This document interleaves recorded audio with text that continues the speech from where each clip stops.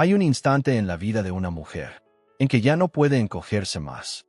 La máscara que la hacía aceptable empieza a picar. La sonrisa que mantenía la paz tiembla. No es cansancio, no es derrota, es la inteligencia del alma, despertando. Las mujeres espiritualmente lúcidas no abandonan la vida. Abandonan las ilusiones que la drenan. No con estrépito, sino con marea. Despacio, con intención. Como quien ya conoce la luna que la guía. Jung decía que lo que no hacemos consciente nos gobierna. Y esta es la revolución silenciosa de la conciencia. Hay un dolor fino cuando el yo antiguo empieza a disolverse. Lo reconoces en pequeñas rebeldías. En las palabras que ya no fuerzas para agradar. En las invitaciones que rechazas sin culpa. En la calma repentina que llega cuando dejas de correr tras lo que nunca quisiste. No es apatía, es claridad. Tu espíritu está editando tu vida. Eliminando lo que ya no vibra con verdad. El mundo puede llamarlo egoísmo. Pero regresar a tu centro no es ego. Es alineación. Durante siglos se ha premiado a las mujeres por desaparecer. Por callar, por ser dóciles, por adaptarse sin medida. Pero una mujer espiritualmente inteligente comienza a ver que una vida basada en la supresión jamás conduce a la paz. Deja de confundir pequeñez con bondad. Y ese instante lo cambia todo. Empieza a escuchar, no el ruido de la comparación, sino el pulso bajo su piel. Un latido antiguo, innegable, más fuerte que el miedo. Le susurra, recuerda quién eras, antes de que te dijeran quién debías ser. Al principio se asusta. Honrarse parece peligroso, pero lentamente comprende que lo peligroso es la muerte lenta de la autenticidad. Este film, esta confesión, no trata de perfección ni de logros. Trata de restar. De reconocer las 7 cosas sutiles que una mujer despierta decide dejar, una por una, con ternura. No por rebeldía, sino por reverencia. Cada una es un acto silencioso de libertad. Un paso hacia su yo sin edición. Si has sentido esa tensión callada, ese tirón entre quien fuiste y quien estás siendo, no estás rota, solo estás mudando de piel. Estás al borde de tu propia evolución. Desde aquí puedes seguir interpretando. O empezar a recordar. Cuando todo empiece a aclararse, verás los patrones. Entenderás por qué ciertas cosas pesan más que antes. Y sabrás que liberar, con amor y para siempre. Durante tanto tiempo creyó que desaparecer era más seguro que ser malinterpretada. Perfeccionó el arte de la ausencia. Lo bastante callada para ser querida. Lo bastante pequeña para ser tolerada. Lo bastante suave para no ser amenaza. No era miedo, era entrenamiento. Entre la niñez y la adultez aprendió que la seguridad vivía en el silencio. Cada vez que su verdad brillaba demasiado, el mundo fruncía los ojos y la llamaba exagerada. Así aprendió a bajar su luz, a decir medias verdades, a disfrazar la emoción en sonrisa, a desaparecer sin moverse del sitio. Pero desaparecer tiene un precio. No protege, borra. Y poco a poco, la invisibilidad se vuelve una jaula hecha de cortesía. Hasta su alegría empieza a hablar en voz baja, con miedo de ocupar espacio. Camina por la vida como un fantasma amable, presente, pero no vista. Jung escribió que lo que reprimimos no se disuelve. Sigue vivo, bajo tierra, reuniendo fuerza. La mujer que desaparece no muere, se divide. Una mitad sigue en escena, la madre, la amante, la que mantiene la paz. La otra queda debajo, respirando con dificultad. Hambrienta de aire, de fuego, de verdad. Esa mitad oculta aún recuerda la risa salvaje, las palabras sin filtro, el deseo que no pedía perdón. Y cuando el alma se ignora por demasiado tiempo, no se apaga, se levanta. La revolución empieza en silencio. Una inquietud sin motivo. Un llanto que no sabe de dónde viene. Sueños en los que corre, vuela o grita.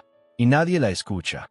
Hasta que un día, frente al espejo, no reconoce a la mujer que la mira, no porque haya cambiado, sino porque está incompleta.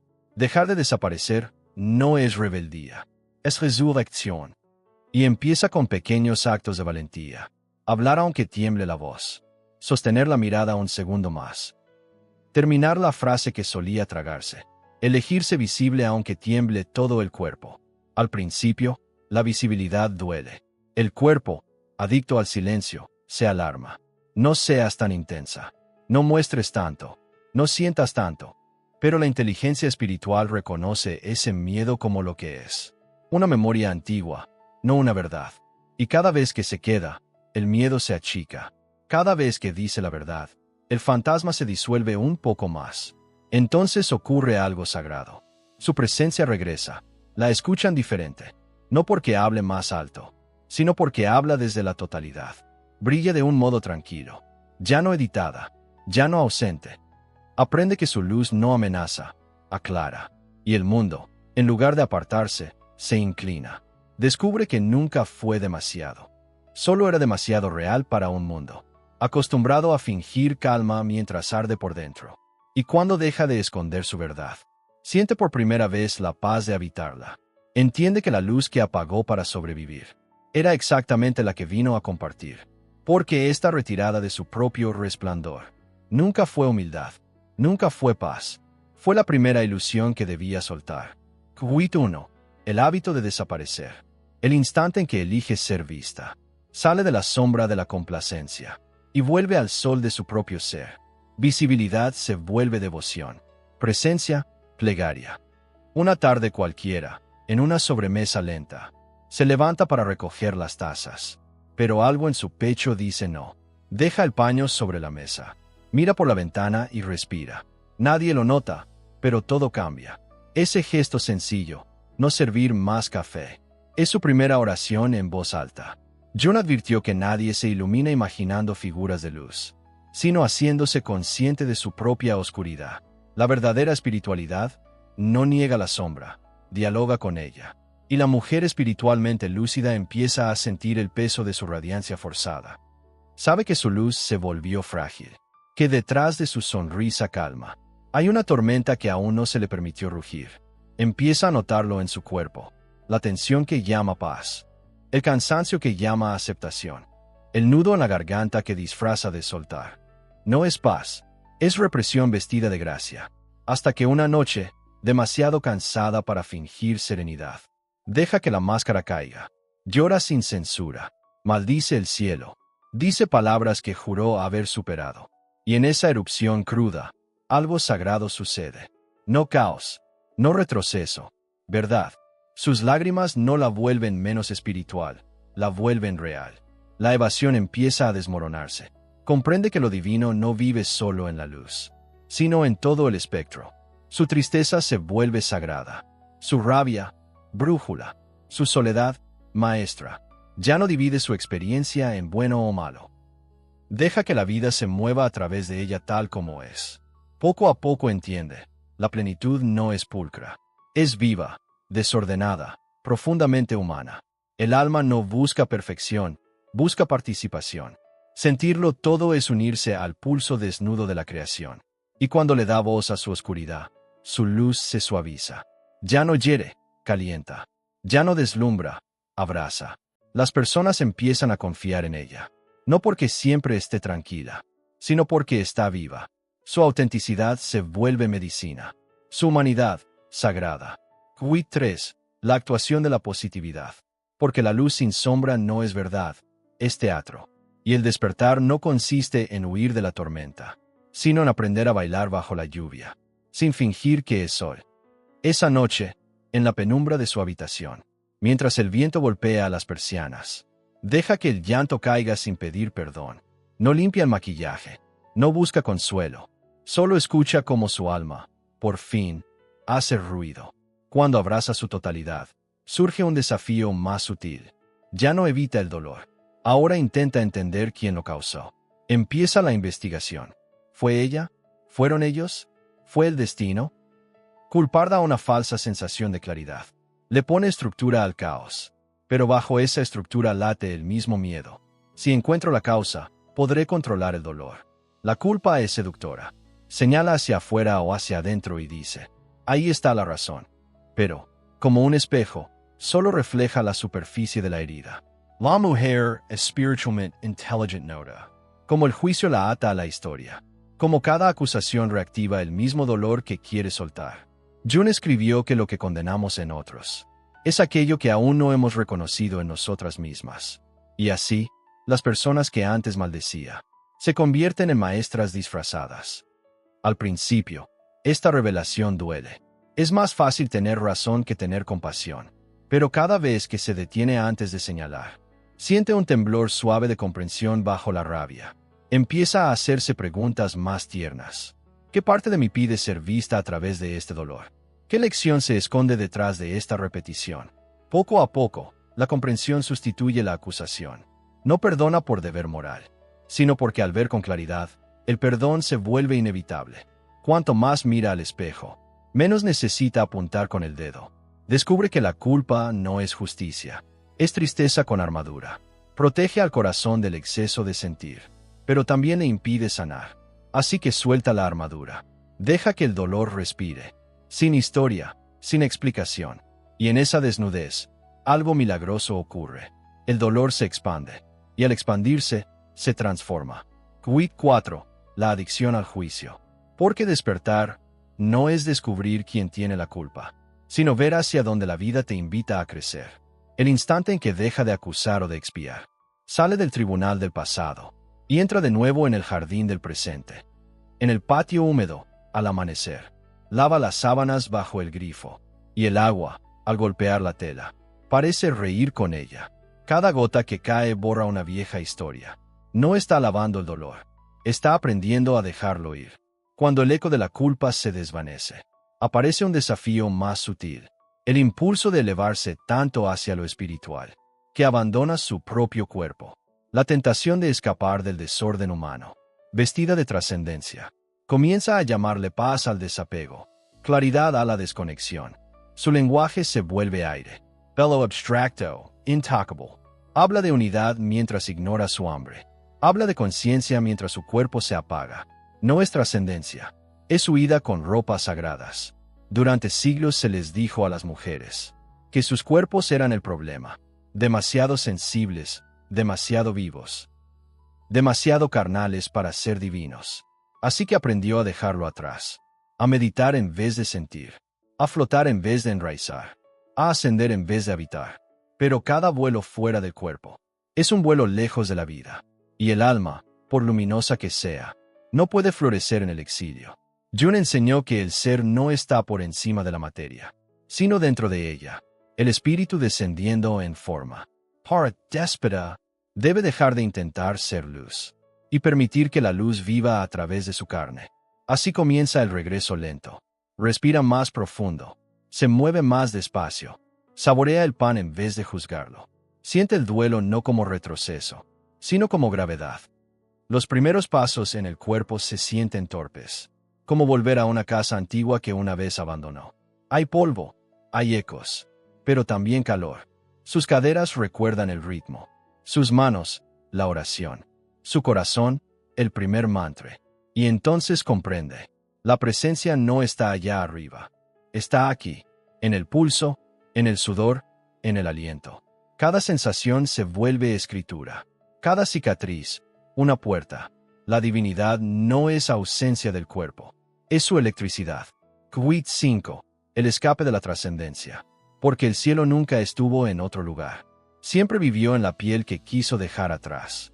Esa noche, en la penumbra, enciende una vela, Ypsilon, come lentamente. El pan cruje, el vino huele a tierra. Por primera vez, siente que su fe tiene sabor. Y cuando por fin regresa a sí misma, una nueva ilusión la espera. La soledad del despertar. Esa sensación de ser diferente, de estar despierta entre los que aún sueñan. Un susurro le dice, tal vez ya no pertenezco a ningún lugar. Al principio, cree que es castigo. Luego piensa que es el precio de la conciencia. Camina entre conversaciones vacías, risas que suenan ensayadas, círculos que le quedan pequeños. No es soberbia, es tristeza. La tristeza de ver con ojos abiertos un mundo que aún duerme.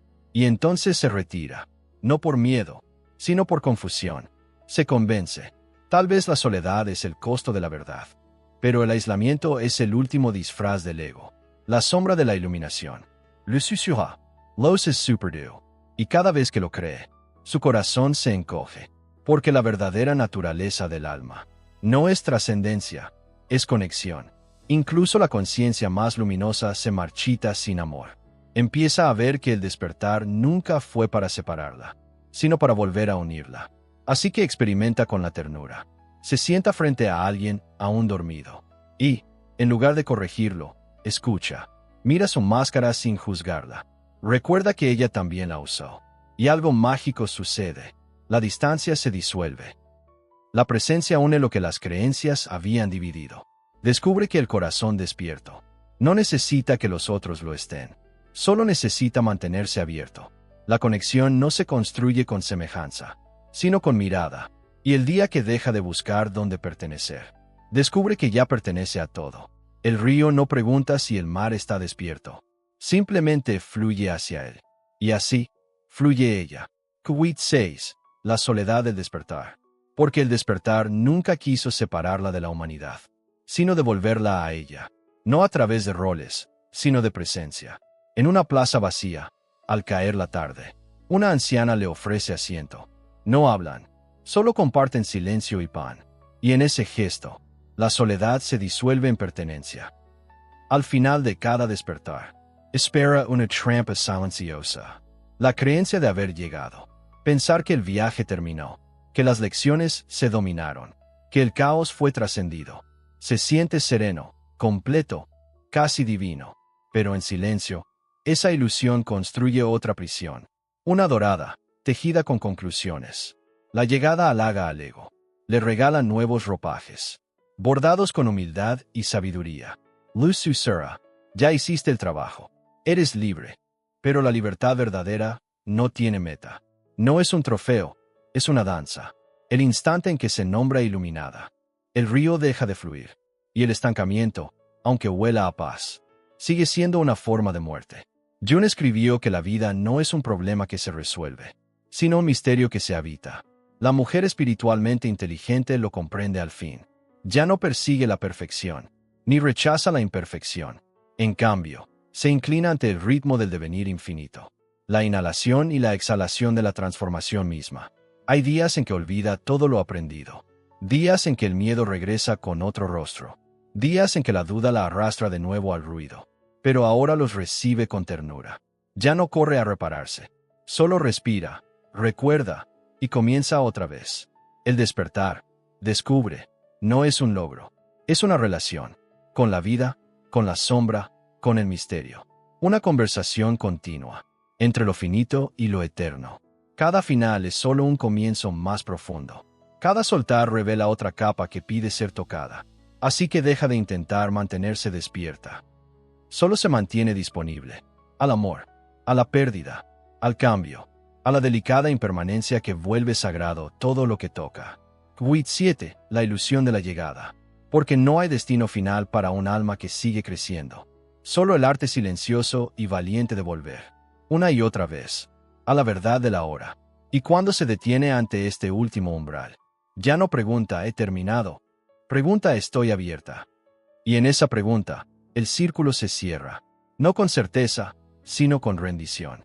Sonríe, no porque tenga todas las respuestas, sino porque al fin se ha enamorado de las preguntas. El círculo se cierra.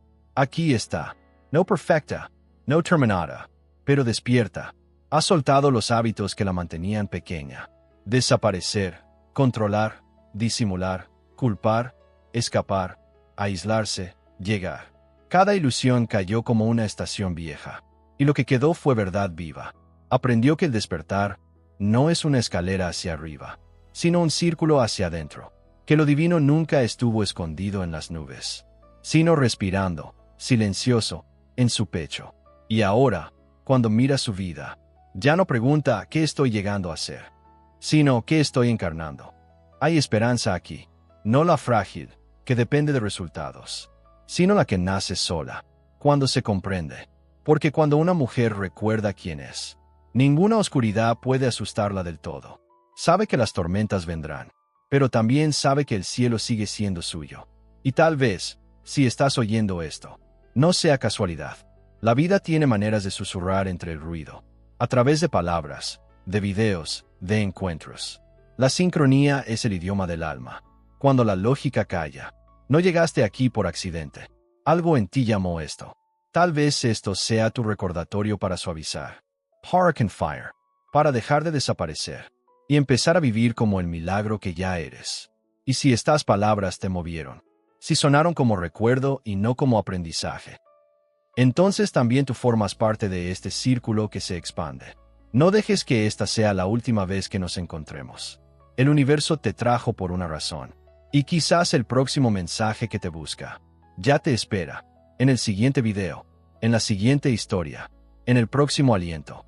Así que antes de irte, quédate cerca, suscribe, guarda este espacio, porque cada conexión lleva una semilla de destino, y a veces, un solo sí a tu intuición cambia toda la dirección de tu camino. La mujer espiritualmente inteligente sabe, no existen coincidencias, solo llamados. Y quizás, solo quizás, este sea el tuyo.